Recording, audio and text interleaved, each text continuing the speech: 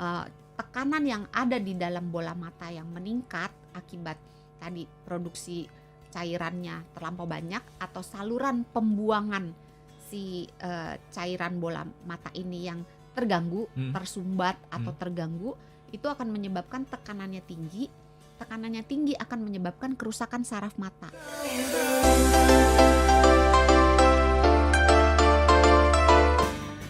Masih bersama saya Arya dan juga Dokter Santi di Health Corner, dan juga tentunya di edisi malam hari ini topiknya masih berkaitan dengan ini ya, glaukoma. Ya tentunya ini perlu menjadi perhatian semua orang. Harapannya kita semuanya bisa terbebas ya dari glaukoma. Tapi tadi kita udah berbicara ngalor ngidul sih, bahkan kita udah sampai bahas tentang faktor resiko yang salah satunya ini adalah usia. Tapi kita malah kebablasan, kita belum nyentuh apa itu glaukoma malahan. Masih bingung ya, itu apaan sih gitu Iya, ya? kalau tadi Makhluk sahabat apa? Nora ngeliatin di YouTube ya waktu break, mungkin Anda kelihatan ngeh gitu ya. Arya sama Dokter Santi ngapain nunjuk-nunjuk mata gitu kan, karena kita penasaran glaukoma itu sebetulnya tuh gimana ini Dokter Santi. Iya, jadi sebenarnya glaukoma itu, penyakit pada mata di mana terjadi kerusakan pada saraf mata Mhm. yang terjadinya bisa perlahan-lahan, pada umumnya perlahan-lahan, bisa juga terjadi dalam waktu yang singkat, yang, penyebabnya itu adalah tertekannya si saraf mata karena tekanan bola mata yang meningkat, Yang menekan? yang menekan saraf mata. Jadi bola mata kita, mmm, di dalam bola mata kita itu ada cairan. Oke. Cairannya berfungsi untuk menjaga supaya bola mata itu bentuknya apa, bulat, Lebih bundar, ya tetap berbentuk bola. berbentuk bola gitu. Heeh. Karena kalau nggak ada cairannya dia kempot. Kayak balon dong, balon Iya, diisi air. iya. Kalau kempot jatuh kan keluar dari dari matanya gitu. Maka dia harus diisi oleh cairan supaya dia bisa diem Heeh. di tempatnya karena bentuknya seperti bola. Kemudian cairan itu juga berfungsi untuk memberi makan mata. Hmm. Juga berfungsi untuk di dalamnya itu ada antibodi supaya kalau misalnya kita kelilipan atau misalnya kita kena debu, kita kena terpapar misalnya ada yang bersin gitu. Nah, virus-virus yang masuk ke bola mata itu sebagian dibunuh oleh si salah satu fungsi dari si cairan bola mata ini. Jadi fungsinya banyak tuh, ngasih makan, memberi bentuk kepada mata, mempertahankan tekanan bola mata, Mhm, mhm. memberi keamanan, menjaga si mata dari serangan-serangan patogen dari luar. Mhm. Terus dia juga membuat mata ini lembab, jadi nggak kering. Karena mata kita kan harus senantiasa lembab. Nah, cairan ini apabila dibuat yang baru, kan dibentuk yang baru, yang lama harus dibuang. Betul. Nah, kalau misalnya pembentukannya ekstrim terlalu banyak atau pembuangannya salurannya tersumbat Hmm. atau kombinasi dua-duanya, itu akan membuat tekanannya makin tinggi. Kebayang nggak? Kebayang. Sekarang bola Heeh. diisi air terus gitu kan, tapi nggak ada jalan keluarnya ya. Bolanya lama-lama rusak kan, Iya. melar-melar terus. Nah, itulah yang terjadi. Jadi tekanan yang ada di dalam bola mata yang meningkat akibat tadi produksi cairannya terlampau banyak atau saluran pembuangan si cairan bola mata ini yang terganggu, tersumbat atau terganggu, itu akan menyebabkan tekanannya tinggi.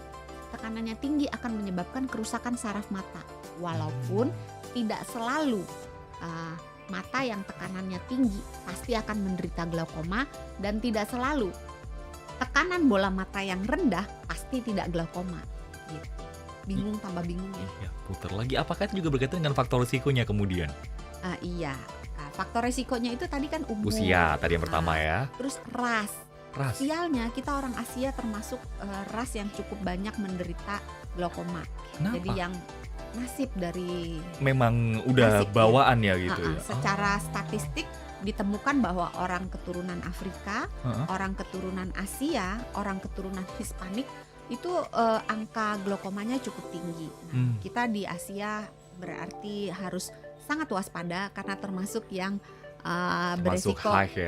beresiko tinggi untuk menderita glaukoma. Tadi umur udah, ras udah, genetik Genetik itu artinya kalau misalnya bapaknya atau saudara kandungnya ada yang glaukoma, keluarganya yang sedarah itu menderita resiko yang lebih tinggi untuk kena glaukoma dibandingkan dengan yang saudaranya bersih nggak ada yang penderita glaukoma. Lebih tinggi Makanya, doang kan? Bukan ya. berarti kemudian otomatis akan gitu. Tidak, Oke. tidak, tapi resikonya akan lebih tinggi. Hmm. Sehingga penderita-penderita glaukoma diharapkan memberitahukan kepada kerabatnya yang sedarah Hmm. bahwa aku kena glaukoma, jadi tolong dong kalian check up ke mata, paling enggak ya 1-3 tahun sekali kontrol ke dokter mata, karena itu tadi riwayat pada keluarga meningkatkan resiko seseorang untuk terkena glaukoma. Tadi umur udah, ras udah, genetik udah, trauma pada mata.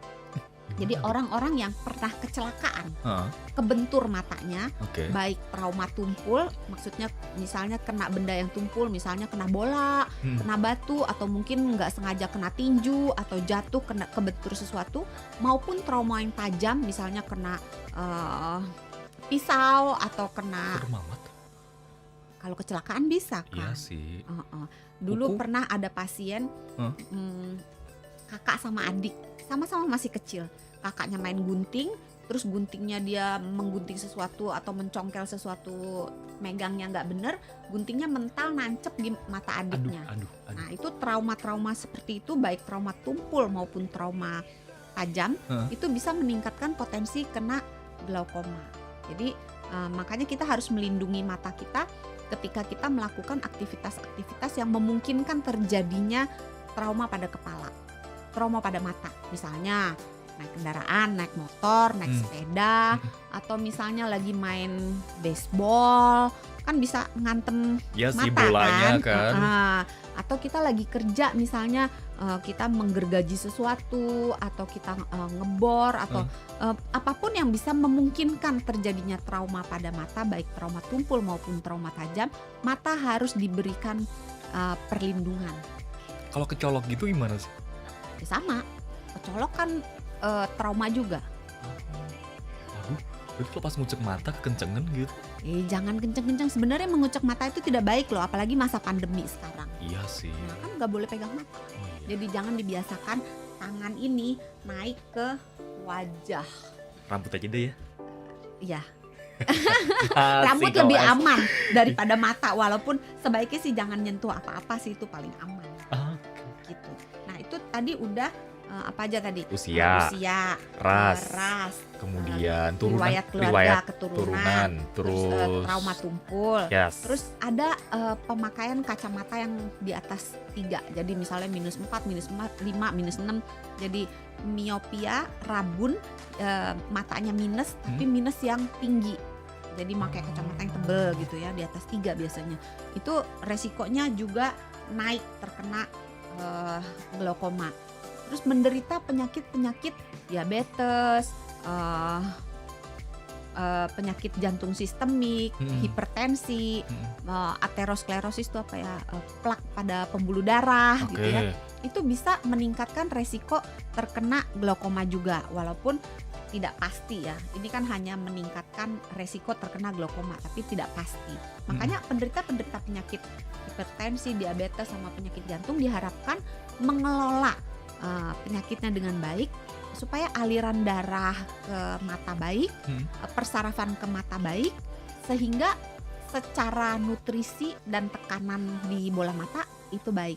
Jadinya resikonya akan turun, karena yang tadi kan kita nggak bisa hindari ya. Iya sih. Umur kita nggak bisa menghindar, Betul. ras kita nggak bisa Apalagi. menghindar, genetik kita nggak bisa Betul. menghindar. Tapi kalau trauma bisa.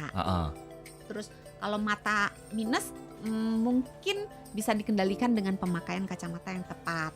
Kalau udah kondisinya begitu gimana? Ya makanya apa boleh buat, tapi kita harus kendalikan gitu. Jadi jangan kalau nggak dipakai kacamatanya kan tambah minnya tambah terus kan. Iya Kan sih. ada orang yang nggak mau pakai biar nggak kebiasaan, nanti nggak jadi ketergantungan sama Ketergantungan kacamata kacamata. gitu.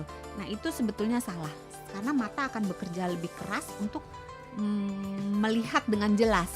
Akibatnya mata akan lelah. Jadi kalau memang udah pakai kacamata dipakai aja, nggak perlu jangan nanti jadi ketergantungan gitu. Nggak gitu Dipakai juga. aja. Nah terus satu lagi, obat-obat pemakai obat-obat yang mengandung steroid. Hmm. Biasanya nih pada pasien-pasien yang asma itu, kalau yang asmanya sangat parah itu nyemprot steroidnya itu bisa sampai mengganggu bukan mengganggu ya, meningkatkan resiko terkena glaukoma. Atau orang-orang yang menggunakan obat tetes yang mengandung steroid dalam jangka waktu lama itu juga bisa meningkatkan resiko terkena glaukoma. Jadi jangan sembarangan pakai obat tanpa konsultasi ke dokternya, karena efek sampingnya kan banyak Sampai ke orang yang nggak glaukoma. ngerti Iya, gitu iya, kan. iya. Kok steroid bisa sampai glaukoma gitu. Heeh, heeh. Oke, makin dalam topiknya tapi kita harus break dulu. Udah setengah jam ternyata kita. 0812 1129200. Kayaknya besok bantu saya siaran nih, Dok. Itu nomor apa? Nomor, jangan ganti nomor, ntar pada hubungin Dokter Santi. Oh iya. Oke, ini udah ada beberapa pertanyaan yang masuk, sebetulnya nanti kita sambung di sesi selanjutnya ya. Iya. Tetap bersama kami sahabat Sonora di Health Corner bersama Dokter Santi. Cuma memang untuk di Indonesia check up ke dokter mata belum Belum banyak yang familiar ya. lakuin ya. Belum banyak yang melakukan, sehingga angka glaukoma di Indonesia tuh cukup tinggi. Itu di antara 4 sampai 5 orang setiap 1000 orang di Indonesia itu menderita glaukoma.